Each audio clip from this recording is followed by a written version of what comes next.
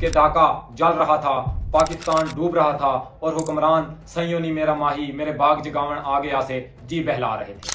کہتے ہیں کہ میڈم نور جہان کی آواز یحییٰ کو بہت پسند تھی۔ یحییٰ کی قریبی دوست میڈم اقلیم اختر نے بہت سال بعد ایک انٹرویو میں بتایا کہ ایک رات یحییٰ مجھ سے ملنے آیا اور آتے ہی اس نے مجھ سے پوچھا، کیا تمہیں پنجابی فلم دی رانی کا گانا میری چیچی دا چھلا ماہی لا لیا آتا ہے؟ جس پر میں نے انکار کیا تو جنرل یحییٰ نے اپنے ملٹری سیکرٹری کو بلایا اور کہا کہ اس کا ریکارڈ ابھی حاضر کیا جائے۔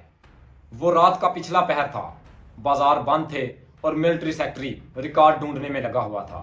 آخر گھنٹوں بعد اسے ایک میوزک شاپ ملی اور رات کے پچھلے پہر اس میوزک شاپ کو کھلوایا گیا۔